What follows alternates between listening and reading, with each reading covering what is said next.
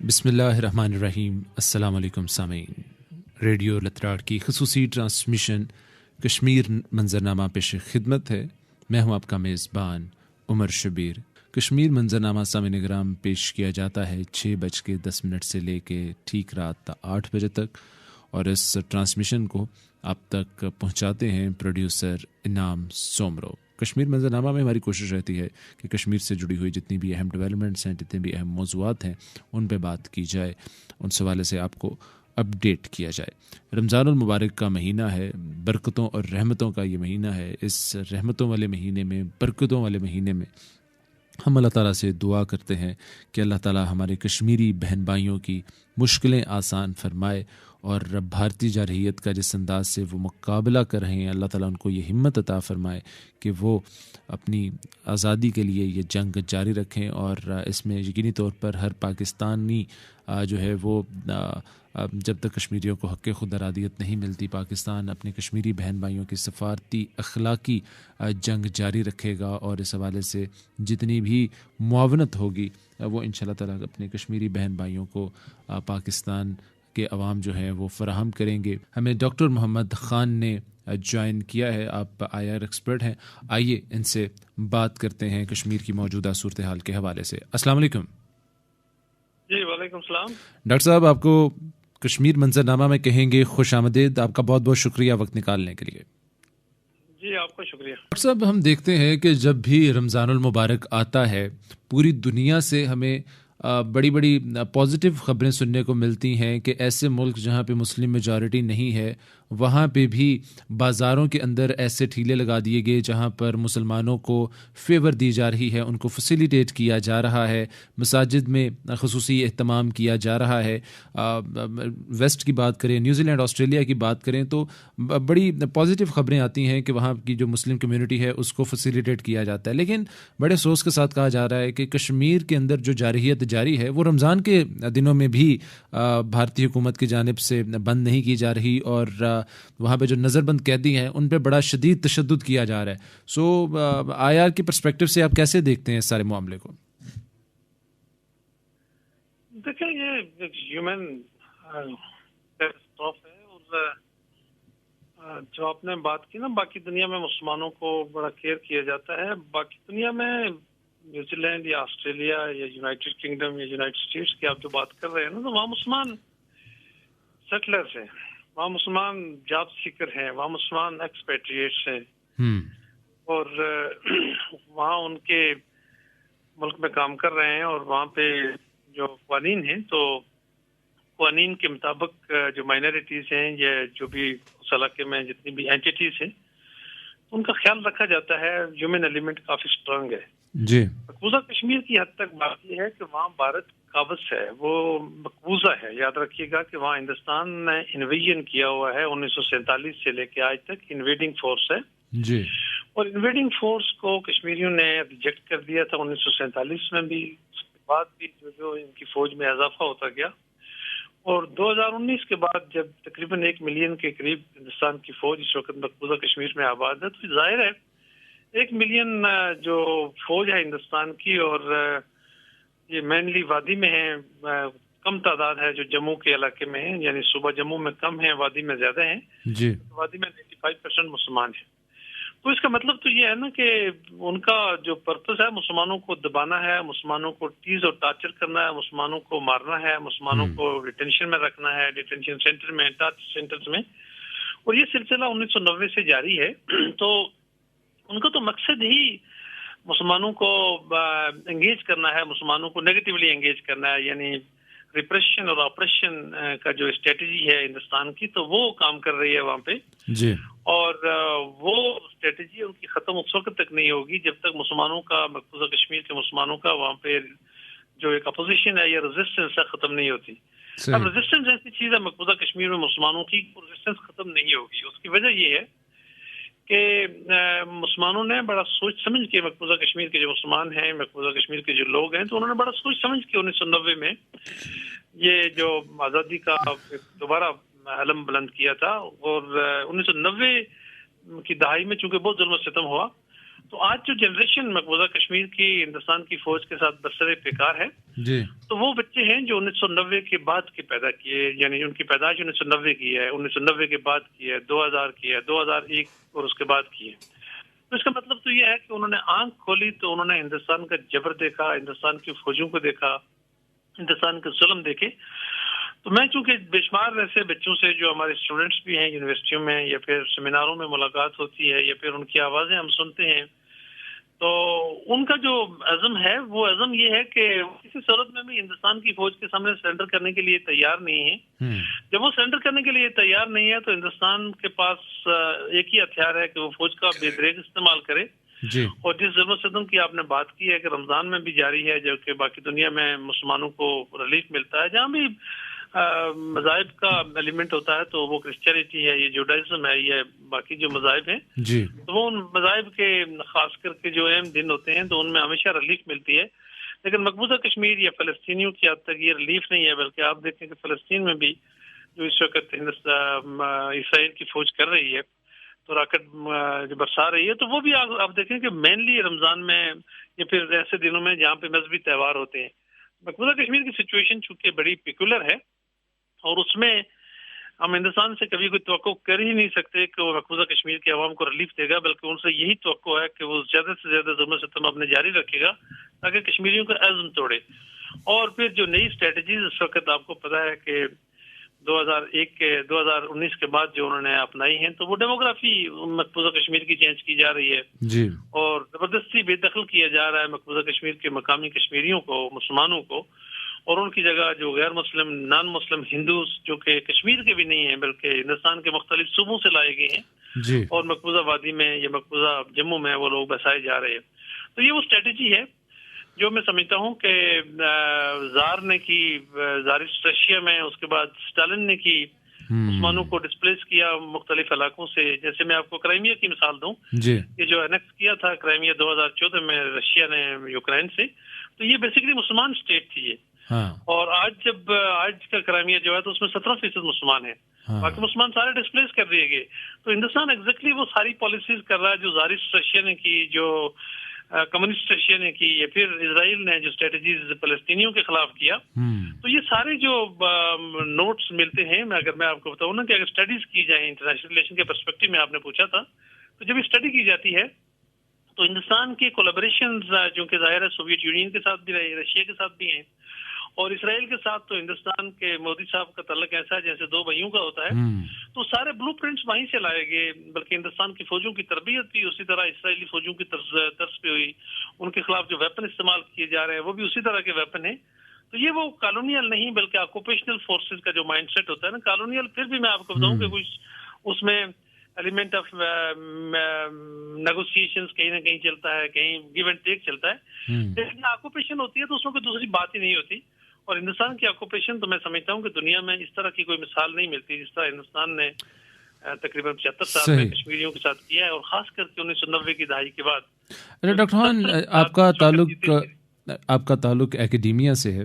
میں آپ سے یہ جاننا چاہتا ہوں کہ اس سارے معاملے کو عالمی سطح پہ ہائی لائٹ کرنے کے حوالے سے اکیڈیمیا کیا کردار ادا کر سکتی ہے؟ پاکستانی اکیڈیمیا کی بات نہیں، میں گلوبل اکیڈیمیا کی بات کر رہا ہوں. یہ گورنمنٹ کے لیول کے کام ہوتے ہیں. یاد رکھیے گا کہ گورنمنٹس کو یہ کام سونپے جاتے ہیں، فارن آفس جو ہوتے ہیں ان کے یہ کام ہے. اکیڈیمیا تو سیکنڈری اور سپلیمنٹری رول ادا کرتا ہے. 2019 کے بعد میں آپ کو بتاؤں کہ وہ جو ایک ہمیں چاہیے تھا کہ ایک ڈپلومیسی کے تھرو انٹرنیشنل کمیونٹی کو ہم ہموار کرتے اور یہ بتاتے کہ یہ جو مقبوضہ کشمیر کے حوالے سے یا کشمیر کے حوالے سے جو ریزولوشنز ہیں تو یہ پاکستان کی نہیں ہے، کشمیریوں کی نہیں ہے، یہ انٹرنیشنل کمیونٹی کی ریزولوشنز ہیں، یہ امریکہ کی سپورٹڈ ریزولوشن ہے، یہ یورپ کی سپورٹڈ ریزولوشنز ہیں، لہذا سلامتی کونسل کی جو ریزولوشنز ہیں، یہ UNCIP کی جو ریزولوشنز ہیں، تو ان کا at least united national organization جو ہے تو اس کو تو کم از کم اپنے ریزولوشن کو تو پروٹیکٹ کرتا. لیکن کہیں ایسی مسلطیں ہوئی، میں آپ کو بتاؤں ہماری پچھلی حکومت کے دوران کہ ان مسلطوں میں سمجھتا ہوں کہ نعرے بازی تو بہت ہوئی لیکن پریکٹیکل کام نہیں ہوا، جس کی وجہ سے ہندوستان کا جو پوائنٹ آف ویو ہے دنیا میں مانا جا رہا ہے اور پاکستان کا جو پوائنٹ آف ویو ہے اسے نہیں مانا جا رہا ہے. یہ پھر ہم نے وہ اتنی زیادہ ایفرٹ ہی نہیں کی پچھلے 4 سالوں میں، جس کی وجہ سے یہ کشمیر کا مسئلہ کافی بیک گراؤنڈ میں چلا گیا. اب اکیڈیمیا کی طرف میں آتا ہوں. میں آپ کو بتاؤں ڈیفینیٹلی انٹرنیشنل ریلیشن میں اکیڈیمیا کا، تھنک ٹینکس کا، اسکالرس کا، انٹلیکچوئلس کا، میڈیا کا ایک بڑا رول ہوتا ہے جی، اور یہ رول بہت افیکٹو ہوتا ہے. لیکن آپ اگر مین اسٹریم میڈیا کی طرف آپ جائیں، ٹھیک ہے، ریڈیو پاکستان تو ہمیشہ سے ایک پازیٹیو رول ادا کرتا رہا ہے. میں چونکہ ریڈیو پاکستان کے ساتھ کسی نہ کسی صورت میں منسلک رہا ہوں گزشتہ 10-12 سال 15 سال سے، تو ان کا تو رول ہمیشہ نیشنل لیول کی نیریٹیوز ہیں اور بہت پازیٹیو کام ہے. لیکن مین اسٹریم میڈیا کو اگر آپ دیکھیں، یہ جو ہمارا الیکٹرانک میڈیا ہے، یہ پرنٹ میڈیا ہے، تو شام کو وہاں بٹھا دیے جاتے ہیں چند سیاستدان اور وہ آپس میں ایک دوسرے کے ساتھ ایک دوسرے کے دستے گرما رہتے ہیں اور قوم کو تقسیم کرنے میں لگے ہوتے ہیں. کہیں بھی اگر آپ دیکھیں تو نیشنل نیریٹیوز کام نہیں کر رہے ہیں. کشمیر چونکہ ایک ایسا ایشو ہے پاکستان کا نیشنل ایشو ہے، یہ ہمارا قومی ایشو ہے. یعنی کشمیر پہ کوئی پاکستانی کسی صورت میں بھی کمپرومائز کرنے کے بارے میں نہیں سوچ سکتا، اور ہر کشمیری یہ چاہتا ہے کہ کشمیر کا فیصلہ پاکستان کے حق میں ہو اور پاکستان کی نیریٹو کے مطابق ہو، کشمیریوں کی نیریٹو کے مطابق ہو. ظاہر ہے کشمیریوں کی نیریٹو اور پاکستان کی نیریٹو ایک نیریٹو ہے. تب اس میں میں کم رول دیکھتا ہوں، اگر آپ کو فرینکلی بتاؤں کم رول دیکھتا ہوں میں انٹلیکچوئلس کا کشمیر کے حوالے سے، کہ بہت کم لکھا گیا، بہت کم بولا گیا. اس کی وجہ یہ ہے کہ آپ کے مین اسٹریم کی آکوپیشن تھرو آؤٹ ہمارا جو مائنڈ ہے نا، اگر شام کی نشریات سے رات 10-12 بجے تک آپ دیکھیں تو سارا پولیشن ہو رہی ہے، ایک پولیٹیکل پولرائزیشن کی طرف ہو رہا ہے، نیگیٹیوٹی کی طرف چیزیں زیادہ جا رہی ہیں. کہیں پازیٹیوٹی اور پاکستان کے نیشنل مفاد میں کہیں کوئی بات چیت ہوتی ہی نہیں ہے. یہاں تک میں آپ سے گزارش یہ کروں کہ ہماری پارلیمنٹ جو ہے، اور وہ نیشنل اسمبلی ہو یا پھر ہماری سینٹ ہو، تو بہت کم نیشنل لیول کے جو ایشوز ہیں، ہمارے نیشنل جو انٹرسٹ ہیں، تو ان پہ کم بات ہوتی ہے. تو آپ سمجھتے ہیں کہ قومی بیانیے کا حصہ بنانے کے لیے یہ بات بڑی اچھی ہے، آپ کا سوال بڑا پازیٹیو ہے کہ اس کو انٹلیکچوئلز، اکیڈیمیا، ہمارا میڈیا اور ہمارے جو انٹیلیجنسیا ہے، یہ لوگ پرچار کر رہے ہیں انٹرنیشنل لیول پہ، اور اس میں سیاستدانوں کا بھی ایک بہت بڑا رول ہے. گورنمنٹ جو بھی گورنمنٹ ہماری آتی ہے، اس گورنمنٹ کا بھی ایک بڑا رول ہے. ان کو سمجھنا چاہیے کہ ہندوستان ایک ایک کر کے انہوں نے کشمیر پہ یہ جو کچھ کیا 2019 میں، تو اب آپ کو پتہ ہے کہ اسی سال بلکہ چند مہینوں سے دسمبر 2022 سے وہ لگاتار اس چکر میں ہیں کہ اب وہ جو انڈس واٹر ٹریٹی ہے 2007 کا، تو اس پہ کسی نہ کسی صورت میں ایبروگیٹ کریں یا کرائیں اس کو. تو آپ کو پتا ہے کہ وہ انٹرنیشنل لیول پہ اس کو لے کے گئے ہوئے آربیٹریشن کی بات ہو رہی ہے. پھر وہ ورلڈ بینک کے ساتھ کوشش کر رہے ہیں کہ اس کو ری نیگوشیٹ کیا جائے، ریڈو کیا جائے. جی، آج میں آپ کو بتاؤں کہ کشمیر کا ایشو ہمارے لیے بہت امپورٹنٹ اس لیے ہے کہ پانی اور کشمیر دو الگ چیزیں نہیں ہیں. یہ دونوں چیزیں پاکستان کی شارک ہے، دونوں چیزیں، اور سارا پانی ادھر سے آتا ہے. تو ہندوستان کوشش یہ کر رہا ہے کہ پاکستان کو آنے والے وقت میں پاکستان کے جو لہلاتے کھیت ہے، وہ پنجاب ہے، سندھ ہے، سرحد خیبر پختونخوا ہے، تو ان کھیتوں کو، اس علاقے کو وہ بنجر زمینوں میں تقسیم کر دے چکے پانی روک کے. تو یہ ساری چیزیں کشمیر کے ساتھ منسلک ہیں. تو ہمیں قوم میں، ہمارے انٹلیکچوئل میں، ہمارے سیاستدانوں میں، ہمارے لیڈرشپ میں یہ ایک سمجھ آنی چاہیے کہ پاکستان کے خلاف جو انڈائریکٹ وارفیئر جاری ہے وہ بہت خطرناک ہے، جس کو ہماری قوم کو سمجھنے کی ضرورت ہے، انٹلیکچوئل کو بھی سمجھنے کی ضرورت ہے، اکیڈیمیا کو بھی اور لیڈرشپ. صحیح. ڈاکٹر محمد خان، آپ ہمارے ساتھ کال پہ ہی رہیے گا. اپنے سننے والوں کو بتاتے چلیں کہ اسٹوڈیو میں ہمیں ڈاکٹر منور حسین نے بھی جوائن کیا ہے. آپ کشمیری امور کے ایکسپرٹ ہیں. ان سے بھی آپ نے جو پوائنٹ ہائی لائٹ کیا کہ بھارت جو ہے وہ اب پانی کے مدعے کو بھی اٹھا رہا ہے، اور اس طرح سے محسوس ہوتا ہے جیسے توجہ ہٹانے کی کوشش کی جا رہی ہے مین جو مدعے ہیں ان سے. تو اس حوالے سے ڈاکٹر منور حسین کی رائے جانتے ہیں. آپ نے ہمیں اسٹوڈیو میں جوائن کیا ہے. ڈاکٹر صاحب، آپ کا بہت بہت شکریہ. آپ سے پہلے ڈاکٹر محمد خان بات کر رہے تھے کہ کشمیری کانفلکٹ کے ساتھ ساتھ بھارت جو ہے وہ پاکستان کے پانی پہ بھی اس طرح سے قبضہ کرنا چاہ رہا ہے، جس سے ایسا شاید محسوس ہوتا ہے کہ جو مین کانفلکٹ کی وجوہات ہیں ان پہ بات کرنے کی بجائے جو ہے وہ چیزوں کو جان بوجھ کے الجھایا جا رہا ہے، کمپلیکس کیا جا رہا ہے. اور اس سے پہلے انہوں نے یہ بیک گراؤنڈ دیا کہ جو اسکیم اسرائیل میں اپنائی گئی، جو کریمیا میں اپنائی گئی، اسی طرح کی اسکیم جو ہے وہ کشمیر میں بھی اپنائی جا رہی ہے تاکہ مسلمانوں کی تعداد کم کی جائے. سو آپ کو لگتا ہے کہ بھارت اس طرح کے ڈیلنگ ٹیکٹس جو ہے وہ آزما رہا ہے جس میں پاکستان کی توجہ جو ہے وہ دوسرے موضوعات کی جانب لے کے جائی جائے اور مین وائل وہاں کی ڈیموگرافی اور وہاں کی جو مسلمانوں کی تعداد ہے وہ کم کی جائے؟ پہلے تو بہت شکریہ، آپ نے اس پروگرام میں مدعو کیا. میں ڈاکٹر خان کی باتیں سن رہا تھا، میں ان سے سہمت ہوں، ایگری کرتا ہوں. یہ بالکل بات ڈاکٹر خلی سے پوائنٹ آؤٹ کیا، یہ بڑا سینسیٹیو ایشو ہے. اور اس وقت بلکہ جو ورلڈ بینک کے ساتھ مل کے جو ہمارا معاہدہ ہوا تھا، اس معاہدے کے تحت بھی اب یہ ایک نیریٹو سامنے لایا جا رہا ہے انٹرنیشنل اکیڈیمیا میں اور میڈیا کے اندر کہ چونکہ پاکستان اپنا رائٹ پراپرلی ایکسرسائز نہیں کر رہا، تو وہ انڈیا کا پھر رائٹ ہوگا اس پانی کو استعمال کرنے کا. تو لہٰذا ہمیں سب کو معلوم ہے کہ پاکستان کی جو اکانومی ہے وہ ایگرو بیسڈ اکانومی ہے. لہٰذا یہ جو ان کا طریقہ واردات ہے وہ تو یہی ہے کہ پاکستان کو کمزور فوٹنگز کے اوپر ہم لے کر آئیں اور اپنے ٹرمز اینڈ کنڈیشنز پہ کشمیر کا معاملہ طے کریں. اور یہ آج کی بات نہیں ہے انڈیا کا. اگر آپ اس کے برتاؤ کا پیٹرن دیکھیں سنس 1947 کشمیر کے حوالے سے تو آپ کو یہ ایک ریگولیرٹی ملے گی. یعنی وہ توجہ ہٹانے کی کوشش کرتے ہیں, نان ایشوز کو ایشوز بناتے ہیں. بالفرض اب اگر آپ اٹھا کے دیکھیں کہ اس وقت جو خالستان کی موومنٹ چل رہی ہے بھارت کے اندر, اس کے اندر وہ الزام لگاتے ہیں پاکستان کے, پاکستان اس کو انسٹیگیٹ کر رہا ہے. پاکستان کا اثر و رسوخ کینیڈا میں تو نہیں ہے, وہاں ریفرینڈم ہوا ہے. پاکستان کا اثر و رسوخ آسٹریلیا میں تو نہیں ہے, وہاں ریفرینڈم ہوا ہے. تو دنیا میں جو ان کے اپنے مسائل ہیں, اندرونی مسائل, اس کا ذمہ دار بھی پاکستان کو ٹھہراتے ہیں. اور اس کے ساتھ ساتھ باہر وجہ کیا ہے؟ وجہ یہ ہے بنیادی طور کے اوپر کہ ان کا ایکسس ہے انٹرنیشنل جو انفارمیشنز کے جو سینٹرز ہیں, جہاں چاہے وہ اکیڈیمیا کے سینٹرز ہوں یا میڈیا کے سینٹرز ہوں, وہاں سے وہ نیریٹو کو پروموٹ کرتے ہیں. اور ہمارے پاس انفارچونیٹلی, میں اگین اینڈ اگین یہ کہتا ہوں, آپ کے فورم پہ بھی کہا, دوسرے میڈیا کے فورم پہ بھی کہا, کہ مجھے جو نظر آتا ہے پاکستان کے پاس لیک آف کوآرڈینیشن ہے. جس طرح ڈاکٹر خان نے بات کی, اکیڈیمیا ہے, میڈیا ہے, پولیٹیشینس ہیں, تھنک ٹینکس ہیں, کوآرڈینیٹڈ ایک ایفرٹ ڈالی جائے, نیریٹو بنایا جائے ایفیشینٹ, اور اس کو پھر ہم اس کو ڈسیمینیٹ کریں. اب دیکھیں پاکستان سے باہر جتنی چیئرس پڑی ہیں کافی عرصے سے خالی پڑی ہیں. بالکل اگر چیئرس وہ خالی رہیں گی اور انڈینس اس کے اوپر لابی کریں, میری انفارمیشن آپ دیکھیں کہ پاکستان کی 14 چیئرز ایسی ہیں جو دوسرے ممالک میں خالی ہیں, جبکہ بھارت کی اگر بات کی جائے تو وہ 300 چیئرز پہ انہوں نے اپنے مختلف انٹلیکچوئل جو ہیں وہ تعینات کر رکھے ہیں جو نیریٹو بلڈنگ کا کام. بہت زبردست آپ نے یہ فگر دی. اور وہ جو پاکستان کی جو پاکستان اسٹڈیز کی چیئر ہے 2008 سے ایگزیکٹلی ویکنٹ ہیں. اور جو علامہ اقبال چیئر ہے اس کو اور پاکستان اسٹڈیز کی چیئر کو وہ اپنے اندر لینا چاہ رہے ہیں, اپنے کنٹرول میں لینا چاہ رہے ہیں. اور ہم یہاں پہ خاموش بیٹھے ہیں, چونکہ وہاں چیئرس کے اوپر جو اکیڈیمیا کے لوگ جاتے ہیں وہ وہاں پہ کانفرنسز کرواتے ہیں, وہاں پہ کلاسز لیتے ہیں, وہاں پہ آرٹیکلس لکھتے ہیں, ریسرچ کنڈکٹ کرتے ہیں. تو اس طرح آپ کا نیریٹو جو ہے وہ پروموٹ ہوتا ہے. تو ہم تو یہاں پہ بات کر رہے ہیں کہ کشمیر کے سینٹرز ہونے چاہیے, جو آلریڈی سینٹرز مختلف انسٹیٹیوشنز کے اندر موجود ہیں دنیا کے بہترین, وہاں پہ بھی ہماری نہیں ہے. بلکہ مجھے تو یہ بھی پتہ چلا ہے کہ ان اداروں نے لکھا ہے حکومت پاکستان کو کہ اگر آپ اس طرح جو آپ کے اور ہمارے درمیان میں میمورنڈم آف انڈرسٹینڈنگ سائن ہوا ہے وہ بھی ایکسپائر ہونے لگا ہے, تو یہاں پہ یہ بھی ہمیں معلوم نہیں ہے کہ وہ ایکسپائر ہونے لگا ہے. تو میرا خیال ہے ان چیزوں پہ توجہ دینے کی ضرورت ہے. صحیح.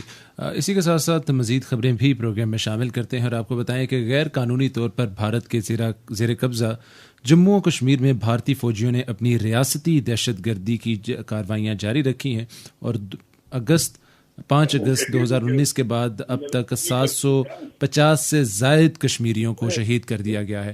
واپس آئیں گے ڈاکٹر محمد خان کی طرف اور ان سے پوچھیں گے کہ 750 ایسے کشمیری ہمارے بہن بھائی ہیں جن کو 5 اگست سن 2019 کے بعد جو ہے وہ شہید کیا گیا. تو ایسا لگتا تھا کہ بھارت شاید یہ سوچتا تھا کہ 2019 کا جو ہم واردات ڈالنے جا رہے ہیں 5 اگست کی, اس کے بعد کشمیری تحریک جو ہے وہ خاموش ہو جائے گی. لیکن آپ کو ڈاکٹر خان لگتا ہے کہ اس واقعے کے بعد مزید اس تحریک کو جو ہے وہ مزید ہم کہہ سکتے ہیں کہ اس میں ایک کیٹالسٹ کا کردار ادا کیا اس ایکٹ نے, اور 750 افراد ایسے ہیں جو صرف اس واقعے کے بعد جو ہے وہ اپنی جانوں کا نذرانہ پیش کر چکے ہیں. بہت شکریہ. گزارش یہ ہے کہ 750 تو وہ ہیں جو رپورٹ ہوئے کسی نہ کسی صورت میں ہمیں خبریں پہنچتی ہیں. جی بالکل. ادروائز آپ کو پتا ہے کہ جو میڈیا چینلز ہیں یا میڈیا کا جو مقبوضہ کشمیر میں انٹری ہے وہ بین ہے. یہ کہیں نہ کہیں ہمیں کشمیر میڈیا سروس کے حوالے سے یا کسی نہ کسی سورس سے ہمیں پتہ چلتا رہتا ہے. ادروائز آئسولیٹڈ جو ایونٹس ہیں وہ بہت زیادہ ہیں, اور یہ 750 کی جو آپ فرما رہے ہیں تو یہ کلنگز ہیں جو ناؤن ہیں. بالکل ایسا. بٹ وہ لوگ جو ڈیٹینشن سینٹرز میں ہیں جو جن کے بارے میں پتہ ہی نہیں ہے کہ وہ کہاں گئے. اور میں آپ کو بتاؤں کہ 5 اگست 2019 کے بعد ہزاروں بچوں کو, نوجوان بچوں کو مقبوضہ کشمیر سے باہر جو مختلف جیلیں ہیں ہندوستان کے مختلف صوبوں میں اور مختلف ریاستوں میں وہاں شفٹ کر دیا گیا تھا. اب ان کے ماں باپ کو یا ان کے جو باقی ورثہ ہیں ان کو پتہ ہی نہیں کہ ان کے بچے یا جو خواتین ہیں ان کو پتہ ہی نہیں کہ ان کے خاوند یا بچوں کے والدین کہاں پہ ہیں. تو یہ بھی ایک بہت بڑا المیہ ہے, اور اس چیز کو رپورٹ اس لیے نہیں کہ یہ مقبوضہ کشمیر سے خبریں باہر نہیں آ رہی ہیں. آج تک بھی میں آپ کو بتاؤں ایون ہندوستان کا بھی اگر کچھ چینل کوئی ایسے ہیں جو کہ کہیں نہ کہیں ان کو شک ہوتا ہے کہ یہ خبر لیک کریں گے تو ان لوگوں کو بھی وہاں نہیں آنے دیا جاتا. میں ہندوستان کے اپنے چینلز کی بات کرتا ہوں, بٹ ٹو ٹاک آف کے امپارشل قسم کے نیوٹرل انٹرنیشنل چینل یا انٹرنیشنل میڈیا وہاں جا سکے. تو یہ چیز میں آپ کو بتا دوں. لیکن ہاں یہ چیز اپنی جگہ حقیقت ہے کہ جیسے میں نے پہلے بھی آپ سے عرض کیا تھا کہ کشمیری کسی صورت میں سرنڈر کرنے کے لیے تیار نہیں ہے. اور یہ چیز بڑی یونیک میں آپ کو بتاؤں کہ یونیک اس لیے ہے کہ تقریباً ہر گلی میں ہندوستان کے 2 فوجی تعینات ہیں, اور ہندوستان کے یہ جو 1 ملین ہندوستان کی فوج سیکورٹی فورسز وہاں مقبوضہ کشمیر میں ڈپلائیڈ ہیں. اس کے علاوہ جو RSS کے گنڈے ہیں, بجرنگ دل کے گنڈے ہیں, تو یہ سارے کے سارے لوگ جو مختلف ہندوستان کی ریاستوں سے, یہ باقاعدہ یونیفارم والے لوگ ہیں, یعنی انہوں نے ٹرینڈ لوگ ہیں, اور یہ مقبوضہ کشمیر میں ہندوستان کی فوجوں کے شانہ بشانہ مقبوضہ کشمیر کے عوام کا اتصال کر رہے ہیں. تو اب یہ سارے موجود ہیں, اور یہ کشمیری عوام کو, کشمیری بچوں, نوجوانوں, بچیوں کو یہ باہر نہیں نکلنے دیتے. اور جہاں بھی ان کو خدشہ ہو کہ یہ کہیں نہ کہیں ہمارے راز لیک کریں گے, وہاں تو سوال ہی پیدا نہیں ہوتا. اسکولوں پہ, کالجز میں, اور وہاں پہ بھی پابندی ہے. یہاں تک کہ مسجدوں میں جو جمعے کی نمازیں ہیں باجماعت, تو اس کو بھی بہت محدود لیول پہ کر دیا گیا ہے, جس میں کوئی لیڈر شامل نہیں ہوتا, جس میں گاؤں کے یا علاقے کے پرومیننٹ لوگ شامل نہیں ہوتے. تو یہاں تک کرفیو کی سٹیٹس میں آپ کو بتا دوں کہ انڈکلیئرڈ کرفیو جو ہے تو وہی سب تک چل رہا ہے. لیکن یہ چیز بھی اپنی جگہ آیا ہے کہ اگر 1 ملین فوج وہاں پہ ہندوستان کی ہے تو اس کا مطلب ہے کہیں نہ کہیں کوئی ریزسٹنس تو ہے نا. بالکل اس کا مطلب ہے کہ کشمیری سرنڈر کرنے کے لیے تیار نہیں ہے. اگر وہ ہندوستان کی فوج کی یا ہندوستان کی حکومت کی بات مان لیتے تو پھر شاید یہ سچویشن نہ ہوتی.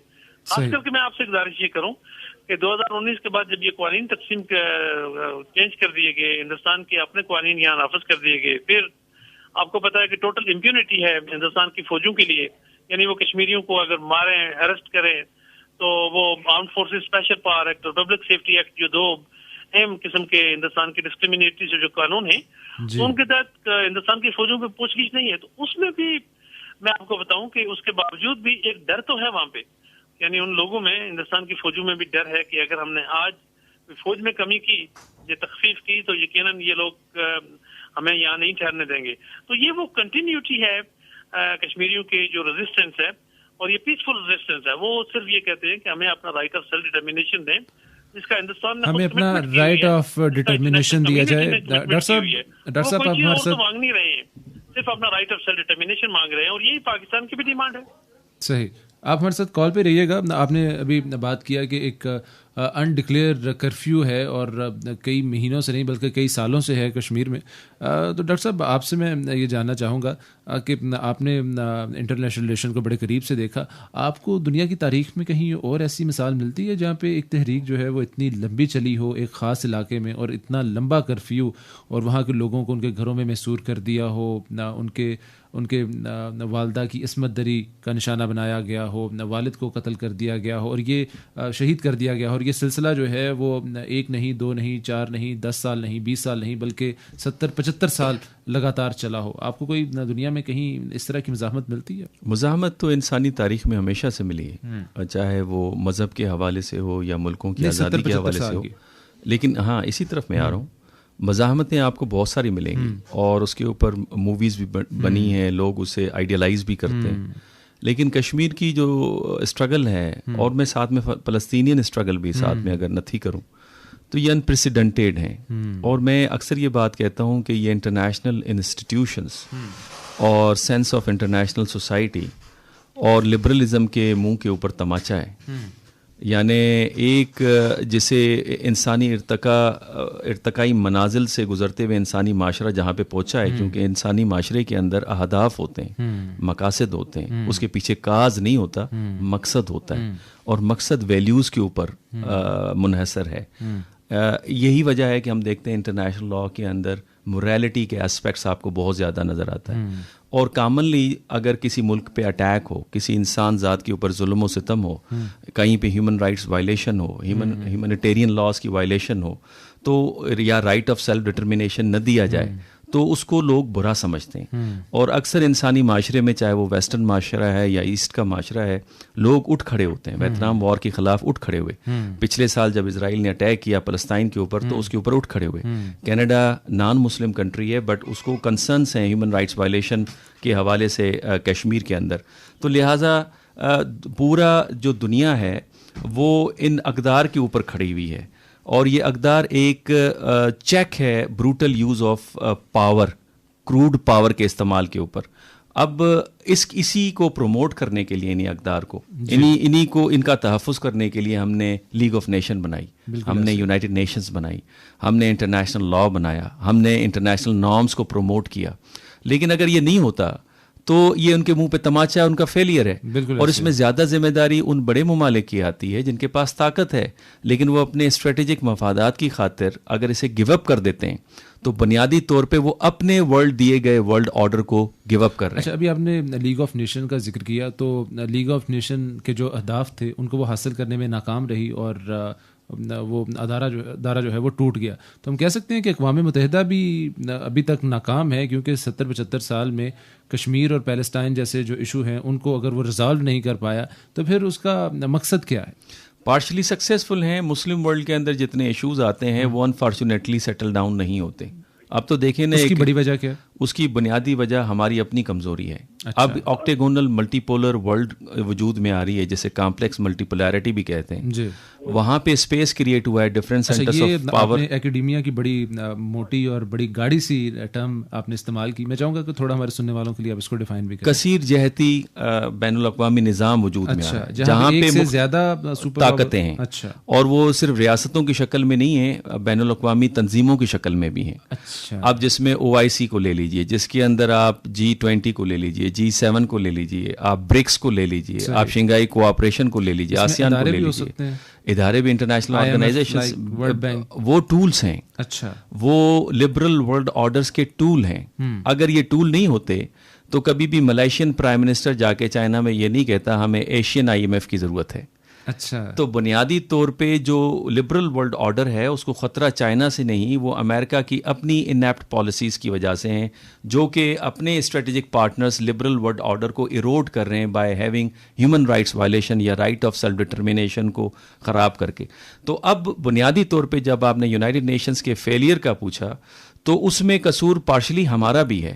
اس آکٹیگونل ملٹی پولر ورلڈ یا کثیر جہتی بین الاقوامی نظام میں OIC کو ایک اسپیس ملا ہے کہ وہ اپنے انفلوئنس کو بڑھائے، اور اس میں وہ ممالک ہیں جو دنیا کے بڑے انرجی ایکسپورٹرز ہیں. بالکل، اور ساری توانائی ہیں. پاکستان کو لے لیجیے، ایگزیکٹلی پاکستان کو لے لیجیے، 65% یوتھ بلک ہے جو کہ انٹیلیجنٹ یوتھ ہے. تو اس ساری چیزوں کو میرا خیال ہے پارشلی ہم بھی رسپانسبل ہیں. لیکن اوور آل یونائٹڈ نیشن کے فورم کے اوپر اگر آپ دیکھیں یا دوسرے فورمز کو دیکھیں یا خود گریٹ پاورز کو دیکھ لیں جس میں امریکہ ہے، اس کے فاؤنڈنگ فادرز نے رائٹ آف سیلف ڈٹرمینیشن کو پروموٹ کیا. اس کے فاؤنڈنگ فادرز جب نئی دنیا آباد کر رہے تھے تو انہوں نے کہا کہ we are going a city upon a ہل.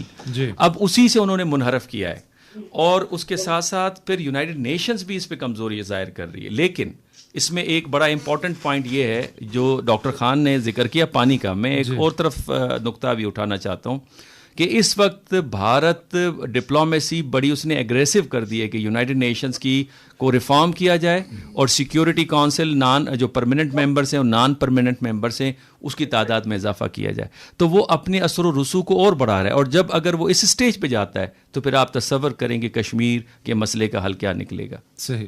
اچھا، ابھی آپ نے پانی کا ذکر کیا. پانی سے پہلے آپ جو گفتگو کر رہے تھے اس کو اگر میں انالائز کروں، کنکلیوڈ کروں، تو آپ کی بات سے مجھے یہ سمجھ آئی ہے کہ لبرلزم کو خود بہت بڑا خطرہ ہے جس طرح وہ اپنی پالیسیز اپنائے ہوئے ہیں ہیومن رائٹس کے حوالے سے. ڈاکٹر محمد خان سے میں چاہوں گا کہ آپ بھی اس حوالے سے کچھ اپنا انپٹ دیں اور ہمیں ایجوکیٹ کریں. اگر ایسے ہی ہے تو یہ امریکہ کی اپنی جو ایک سپر پاور کے اسٹیٹس کو وہ مینٹین کرتا ہے، اس کے لیے یہ کتنا خطرناک ہے، اور مستقبل میں آگے جا کے یہ چیز اس کے لیے امریکہ کے لیے خطرناک بھی ثابت ہو سکتی ہے اپنی پاور کو مینٹین کرنے کے لیے. دیکھیں، گزارش ہے کہ یاد رکھیں کہ جو ڈیولپنگ کنٹریز ہیں نا جی، یہ ہمیشہ یہ انڈر ڈیولپ کنٹریز جو ہیں تو وہ پراکسیز استعمال ہوتی ہیں. اگر آپ 1945 سے لے کے 1990 تک کا ایک بائی پولر آرڈر تھا دنیا میں جی، اس میں ورلڈ وار تو کوئی نہیں ہوئی، کیونکہ ورلڈ وار تو روک دی گئی. یونائٹڈ نیشن کے قیام نے ورلڈ وار تو روکی، بلکہ میں یونائٹڈ نیشن کے قیام سے ورلڈ وار نہیں روکی، بلکہ ایک ڈیٹرنس سے نیوکلیئر ویپن آ گئے تو اس سے ورلڈ وار 3 روک گئی. کیونکہ ایک ٹائم آ گیا کہ एक टाइम बन गया म्यूचुअली एश्योर्ड डिस्ट्रक्शन की बात आ गई, मैड। जाहिर है जब रूस के पास भी आ गया, अमेरिका के पास तो पहले से ही था, फिर बाकी ममालिक भी 5 जो बड़ी ताकतें हैं उनके पास न्यूक्लियर वेपन आ गया, तो वहां पे फिर समझ आ गई कि अब अगर जंग हुई तो फिर ऑल आउट वार होगी, और ऑल आउट वार में फिर कोई भी नहीं बचेगा। लेकिन डेफिनेटली उसमें यूनाइटेड नेशन के चार्टर का एक बड़ा रोल था। अब जो इस वक्त मैं आपसे बात करना चाहता हूँ, जो डॉक्टर साहब भी फरमा रहे थे, इस वक्त जो इंटरनेशनल ऑर्डर है वो यूनिपोलर ऑर्डर है, लेकिन दोनों इकोनॉमिक ऑर्डर भी और जियोपॉलिटिकल ऑर्डर जो है, तो उसका जो कंट्रोल है फिलहाल अमेरिका के पास ही है। बेशक बड़ी वार गेमें भी हो रही हैं, बड़ी स्टडीज भी हैं कि अमेरिका डिक्लाइनिंग पावर है चाइना के मुकाबले में और चाइना राइजिंग पावर है, लेकिन ये जो आपने देखा कि एक अमेरिका के खिलाफ चाइना और रशिया का एक जो जॉइंट अलायंस बनने का जो मुहिम थी, किस असास से इस वक्त रशिया ट्रैप हुआ है यूक्रेन में और वहां एक वार ऑफ एट्रिशन चल रही है। तो ये एग्जैक्टली वो सिनेरियो है जो 1980 में सोवियत यूनियन के साथ अफगानिस्तान में हुआ जी। उसके बाद सोवियत यूनियन टूटा, रशिया बना, और आज व्लादिमीर पुतिन का जो रशिया है तो फिर एक क्राइसिस का शिकार है।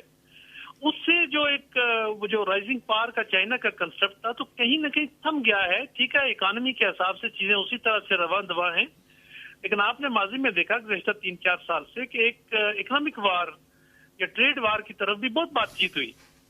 अब जो हिंदुस्तान है, क्यों हिंदुस्तान की तरफ अमेरिका ने आंखें बंद की हुई हैं?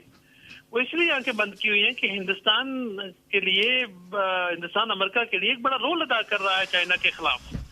यानी अगर पैसिफिक के इलाके में हम देखें तो वहाँ जापान और साउथ कोरिया और इवन ताइवान को भी आर्म किया जा रहा है चाइना के खिलाफ। तो इस फ्रंट में, यानी साउथ एशियन फ्रंट में, हिंदुस्तान एक बड़ी ताकत के तौर पे चाइना के लिए रेजिस्टेंस बनता जा रहा है। तो ये मुल्क जो है ये अमेरिका की प्रॉक्सीज के तौर पे इस्तेमाल हो रहे हैं, और जब इस तरह की इस्तेमाल होते हैं तो फिर उनको आंखें बंद करनी पड़ती हैं कश्मीरियों के ह्यूमन राइट्स के लिए, या फिर बाकी जो छोटी कौम है उनके ह्यूमन राइट्स के लिए, या फिर उनके राइट ऑफ सेल्फ डिटर्मिनेशन के लिए। आज अगर अमेरिका सीरियस हो जाए, जैसे कोल्ड वार में ये करारदादें पास हुई हैं, तो कोई वजह नहीं है कि हिंदुस्तान को दोबारा मुंह की खानी पड़ेगी।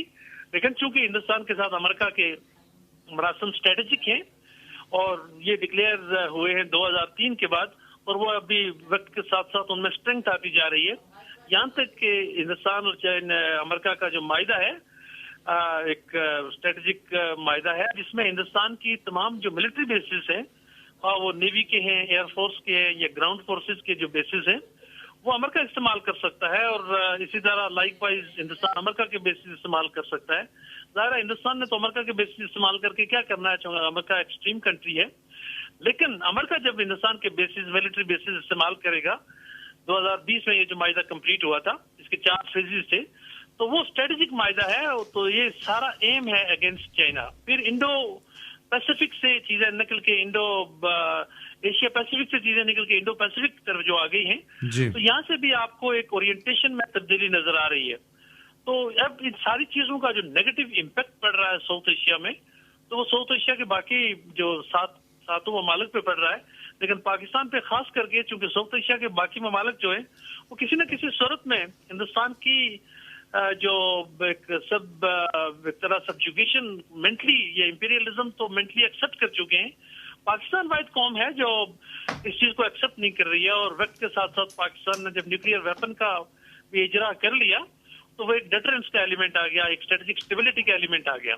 अब वो डायरेक्टली तो हिंदुस्तान वार कर नहीं सकता, और आपने देखा कि 2019 में जब हिंदुस्तान ने कुछ कोशिश की, तो जो हमारा एक बेफिटिंग किस्म का रिस्पांस आया, तो उसके बाद शायद मोदी ने कहा था उस वक्त कि काश कि हमारे पास राफेल होते तो आज हमें ये दिन ना देखना पड़ता। अब राफेल को भी आए हुए 2 साल हो गए हैं, तो इसका मतलब है कि Rafale will not make a difference. Hindustan को भी समझ आ गई कि इस कौम के सपूत बड़े बहादुर हैं, लेकिन फिर इनडायरेक्ट वारफेयर के थ्रू, जो इस वक्त पाकिस्तान में एक 5th जनरेशन वारफेयर है, एक मीडिया वारफेयर है, ये EU डिसइंफो लैब आपने देखा, तो इस तरह की चीजें करके पाकिस्तान को अंदर से तोड़ने की कोशिश की जा रही है।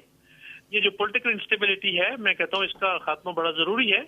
उसकी वजह ये है कि जब पॉलिटिकल इंस्टेबिलिटी होती है तो इसके साथ साथ इकोनॉमिक इंस्टेबिलिटी भी आती है, और फिर पाकिस्तान की जो मुख्तलिफ फॉल्ट लाइन्स हैं, उन फॉल्ट लाइन्स को फर्दर इनलार्ज करना, इस पॉलिटिकल इंस्टेबिलिटी के दौर में बड़ा आसान होता है। वक्त आ गया है कि हमारे जो सियासी जुम्मा हैं, जो लीडरान हैं और जो स्टेक होल्डर्स हैं, उनको समझने की जरूरत है कि पाकिस्तान के स्ट्रेटेजिक इंटरेस्ट क्या हैं, पाकिस्तान के नेशनल इंटरेस्ट क्या हैं, और इन इंटरेस्ट को किस हिसाब से इरोड किया जा रहा है, किस हिसाब से। जाहिर है जब लातल्लकी से हम दिखाएंगे तो फिर बाहर के ममालिक, तो आपको पता है कि जो वार होती है इसमें मर्सी नहीं होती। इसी तरह इंटरनेशनल रिलेशन में जो पावर पॉलिटिक्स होती है इसमें मर्सी नहीं होती, इसमें कोई उस हिसाब से मोहब्बत प्यार का एलिमेंट नहीं होता। It is a give and take. और ये मैं आपको बताऊं कि एब्सोल्यूट एक तरह से पावर का गेम होती है, जिसमें सिक्योरिटी मैक्सिमाइजेशन के अंदाज में अल्टीमेटली लोग पावर पॉलिटिक्स में पावर मैक्सिमाइजेशन पे जाते हैं, और पावर मैक्सिमाइजेशन किसी भी दूसरे मुल्क के लिए कल्मिनेशन की तरफ चीजें लेके जाता है। तो ये हमें समझने की जरूरत है कि हमें इस वक्त अपना हाउस इन ऑर्डर करना है। जब हाउस इन ऑर्डर हो जाएगा तो उसके बाद हमारे जो स्ट्रेटेजिक मफादात हैं और उसके साथ साथ जो जियो पॉलिटिकल मफादात हैं, नेशनल मफादात हैं, तो उनकी तरफ हमें जाने की जरूरत है।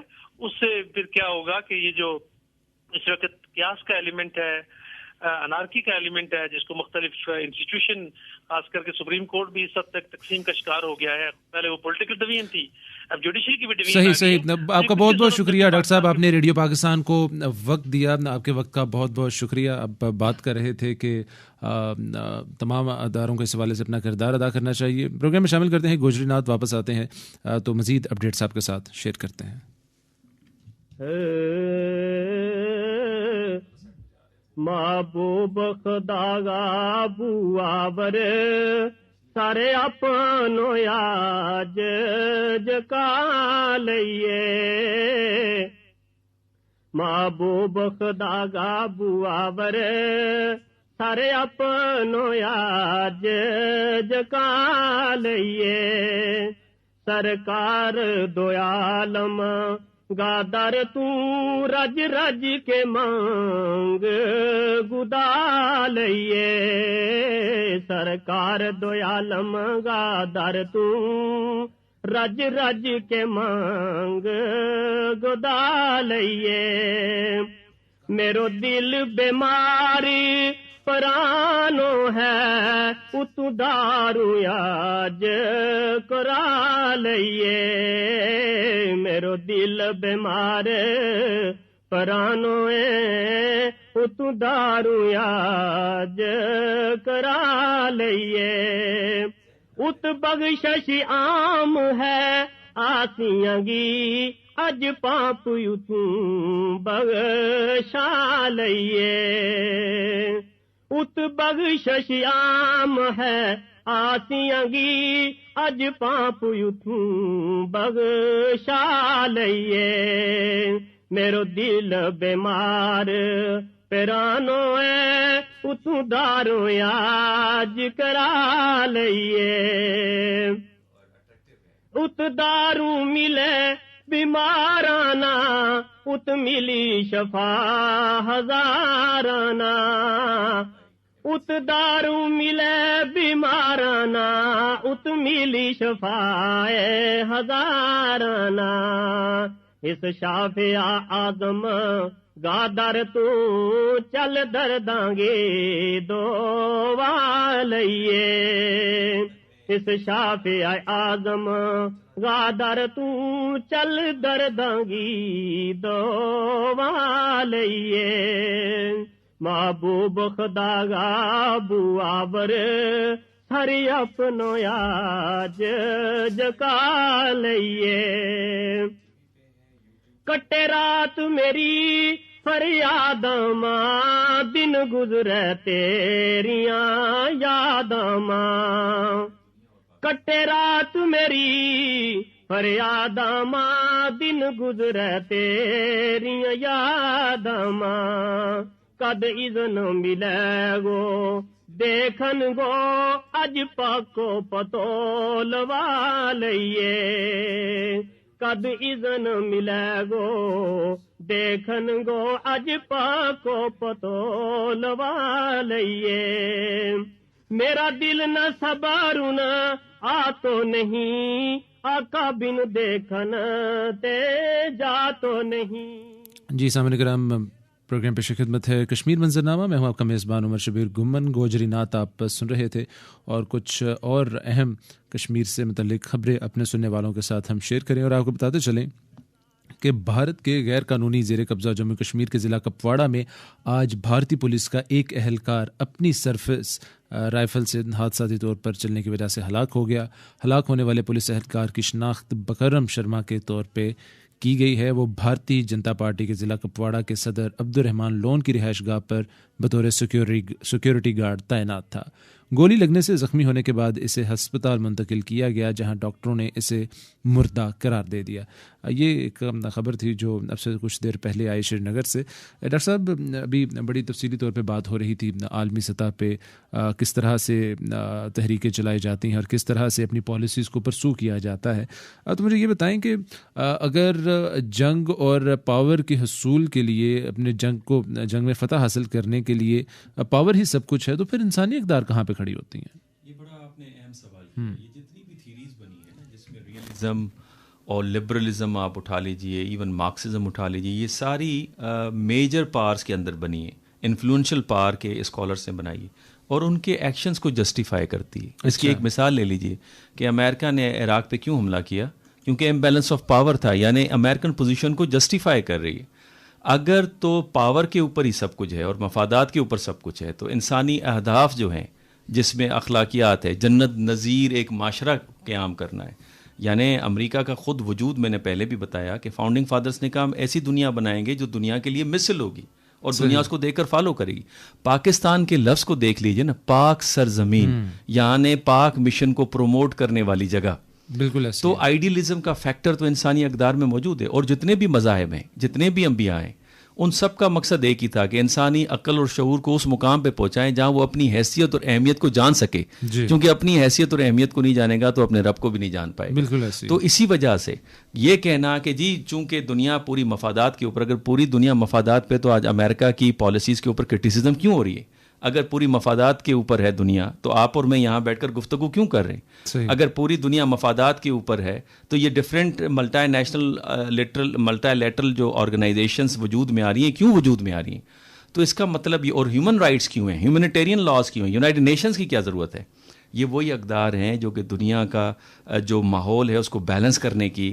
یہ تو بڑی ایک آئیڈیل سی بات ہو گئی. اور جس طرح ہم کہتے ہیں کہ جھوٹ نہیں بولنا چاہیے، ہمیشہ سچ بولنا چاہیے، لیکن سچ ہمیشہ بولا نہیں جاتا.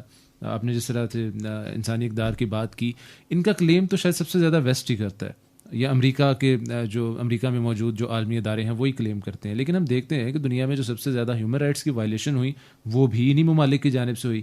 سو پھر یہ اگر ہپوکریشن نہیں ہے، منافقت اس کو نہیں قرار دیں گے تو پھر یہ کیا ہے؟ تھوڑا سا ہپوکریسی تو ہے پالیسیز میں. میں اکثر یہ بات کہتا ہوں کہ کوئی اینٹائی امریکنزم ہماری دنیا میں نہیں ہے. اچھا. ہمارے گریونسز ہیں اگینسٹ امریکن ہیپوکریٹک پالیسیز. اچھا. جو کہ اس کی جو پاور بیسڈ پالیسیز ہیں، جس طرح سے اب انڈیا کے ساتھ اسٹریٹجک اس کا الائنس ہے اور اس کے اوپر وہ کشمیر کی ہیومن رائٹس کو اگنور کیے کھڑا ہے. جی. ہمیں گریونسز ہیں، ہمیں ان سے ان کی ہمیں امریکنز کے ہیٹریٹ تو نہیں ہے. اچھا. دوسری جو آپ نے بات کی انسانی ارتقاء کی اور اس کی تاریخ کو دیکھیں گے نا تو negative forces and positive forces, مثبت اور منفی طاقتوں کا ہمیشہ آپس میں ٹکراؤ رہا ہے. شروع سے لے کر آج تک یہ رہا ہے اور مقابلہ چلتا آ رہا ہے. لیکن ہم دیکھتے ہیں کہ جو منفی طاقتیں دوسرے ممالک، کمزور ممالک کے خلاف اپنائی گئی، ان منفی طاقتوں کے اپنے جو لوگ ہیں ان کے پاس نوکریاں بھی ہیں، ان کے پاس پیسہ بھی ہے، ان کی زندگی بڑی آسان ہے. تو ایسا کہہ سکتے ہیں کہ اس ظالم سماج میں اگر آپ نے اپنے عوام کو سہولت دینی ہے، اپنی عوام کو روٹی دینی ہے تو وہ نوالا آپ کو کسی غریب ملک سے چھیننا پڑے گا. یہ ایکسپلائٹیشن تو ہے اس پورے نظام کے اندر. ایکسپلائٹیشن نہیں ہوتی تو یہ جان گالتونگ جو انہی کا بندہ تھا اس نے یہ تھیوری آف امپیریلزم یا نیو امپیریلزم نہیں لکھتے. اچھا. یہ اسکول آف ڈپینڈنسی ہے، وہ اس طرح سے ایکسپلین نہیں کرتا. اچھا. یہ نیو مارکسسٹ نے اسی چیز کو اٹھایا ہے. اب میں جو آپ کو چیز جس نقطے کی طرف لے جانا چاہتا ہوں وہ یہ کہ اگر پاور ہی سب کچھ ہے تو پھر ویتنام میں امریکہ نے شکست کیوں کھائی؟ سوویت یونین نے افغانستان میں شکست کیوں کھائی؟ اچھا. اس وقت امریکہ افغانستان سے 20 سال $3 ٹریلین خرچہ کرنے کے بعد واپس کیوں اس کو جانا پڑا؟ تو آپ یہ کہہ سکتے ہیں کہ اب ویتنام کی جیت جو ہے وہ ویتنام سے زیادہ انسانیت کی بڑی جیت، انسانیت کی جیت ہے. اور یہی بھارت کو سمجھنا ہوگا کہ ویپن جو وہ لے رہا ہے, جو پاور وہ بڑھا رہا ہے, اس کے اگر دوش کے اوپر وہ یہ سمجھتا ہے کہ وہ کشمیریوں کی امنگوں کو دبا دے گا, تو وہ نہیں دبا سکتا, چونکہ لڑنے کے لیے مورال چاہیے, اور کشمیریوں کے اندر وہ مورال بھی ہے, وہ ہدف بھی ہے, جو کہ بھارتی جو سینہ ہے ان کے پاس. کمپیریٹیو انالیسس کرتے ہیں, وقت بھی ہمارے پاس تھوڑا ہے. ویتنام وار کتنی کی دیر چلی ڈاکٹر صاحب اندازاً؟ ویتنام وار تو کافی عرصہ چلی, یعنی 1960s پہلے تو یہ فرینچ وار تھی, اس کے بعد امریکنس اس میں کودیں, لیکن 1970s میں امریکہ جو ہے وہ فل فلیج اس کے اندر انوالو ہوا ہے. پہلے امریکہ نے ایڈ دی ہے, اپنے ایڈوائزرز دیے ہیں, اور بعد میں امریکہ نے 10-15 سال پچھلے, لیکن امریکہ کی جو اس میں زیادہ ایکٹیو انوالومنٹ ہے وہ 70s کا آپ لے لیجئے. اور ایک دھائی. اب دیکھتے ہیں کہ 10 سال کے دوران ویتنام پہ بہت زیادہ ظلم کیے گئے, اور وہاں پہ جو انسانیت کا عنصر ہے وہ ابھر کے سامنے آیا, اور آپ جو آرگومنٹ دے رہے ہیں اسی بنیاد پہ ویتنام کو اس وار میں فتح نصیب ہوئی. امریکہ کے اندر ڈیمانسٹریشن. لیکن میرا سوال یہ ہے کہ یہی عنصر جو ہے وہ پچھلے 75 سال سے کشمیر سے ابھر کے کیوں نہیں سامنے؟ میں آپ کو وہ بھی بتا دیتا ہوں. دیکھیں ویتنام کو اگر آپ دیکھیں نا, ویتنام کی وار کے اندر ان کے پیچھے ایک پاور تھی جو کہ امریکن پاور کو بیلنس کر رہی تھی, جو کہ سوویتس تھے, چائنیز تھے. میں یہ بات اکثر کہتا ہوں کہ جو کشمیری موومنٹ ہے وہ جب تک انڈین پاور کو بیلنس نہیں کیا جائے گا, کشمیری موومنٹ اپنی کامیابی سے ہرمکنار نہیں ہوگی. آپ امریکہ کی آزادی کے پیچھے فرینچ کا ہاتھ تھا. دیکھیں نا, بیلنس بھی تو کرنا ہے نا. صرف آپ بیلنس کا مطلب یہ نہیں کہ آپ ان کو صرف ہتھیار کی سپورٹ دیں, آپ کی اخلاقی, آپ ایکٹیو ڈپلومیسی کریں, آپ ان کے نیریٹو کو پروموٹ کریں, دنیا کو اس طرف مائل کریں, ان کی جو آئیڈیا ہے کشمیر کی آزادی کا, ایمنسپیشن کا, لبریشن کا, وہ دیں. رائٹ آف سیلف ڈٹرمنیشن کو اٹھائیں, کیونکہ پورا west right of self determination اور ہیومن رائٹس کے اوپر سینسٹیو ہے. اب یہ بات ہے کہ نہیں بتائی جا رہی. میں تو اس سے ایک قدم آگے جاتا ہوں. میں کہتا ہوں ہمیں خود جو انڈینز کو انگیج کرنا چاہیے, ان کی عوام کو, اور ان کی ذہن سازی کرنی چاہیے کہ یہ آپ کی حکومت کر کیا رہی ہے. جس طرح سے امریکنس نے سوویت عوام کو ٹارگیٹ بناتے ہوئے گورباچوف وہاں کی انٹیلیجنسیا کو انگیج کرنا چاہیے, وہاں کے صحافیوں کو, وہاں کے اسکالرس کو انگیج کرنا چاہیے کہ وہ اس مدعے کو, عام عوام کو بھی انگیج کرنا چاہیے. میں چاہتا تھا کہ اس پہ ہم مزید بات کرتے, لیکن گھڑی کی سوئیاں ہمیں اس بات کا اندیا دے رہی ہیں کہ اپنے سننے والوں سے رخصت ہونے کا وقت آن پہنچا ہے. جاتے جاتے اپنے سننے والوں کو ایک اور خبر بتاتے چلیں کہ غیر قانونی طور پہ بھارت کے زیر قبضہ جموں کشمیر میں نیشنل کانفرنس نے کہا ہے کہ کشمیری عوام کو بھارت کے زیر کنٹرول نوکر شاہی کے اب تک کا طویل ترین دور کا سب سے زیادہ خمیازہ بھگتنا پڑ رہا ہے. نیشنل کانفرنس کے جنرل سیکرٹری علی محمد ساگر نے سری نگر میں پارٹی عہدیداران, کارکنوں اور متعدد عوامی وفود سے گفتگو کرتے ہوئے کہا ہے کہ کشمیری عوام اپنے جمہوری حقوق سلب ہونے کے باعث تشویشناک صورتحال کی وجہ سے سنگین مسائل کا سامنا کر رہی ہے.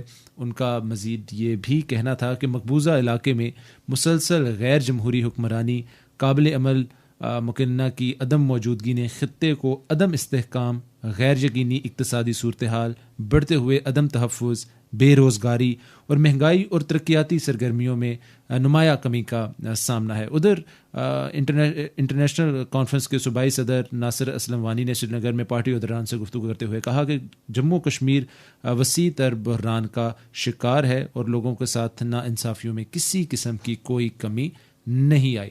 تو یہ تھا جناب آج کا کشمیر منظر نامہ. ابھی وقت ہوا چاہتا ہے 8 بجے کی خبروں کا. یہاں سے سیدھا آپ کو لیے چلیں گے نیوز روم. ڈاکٹر منور حسین, ڈاکٹر محمد خان اور عمر شبیر گھمن اور پروڈیوسر انعام سومرو کی جانب سے کشمیر منظر نامہ کی پوری ٹیم کو دیجیے اجازت. اللہ نگہبان.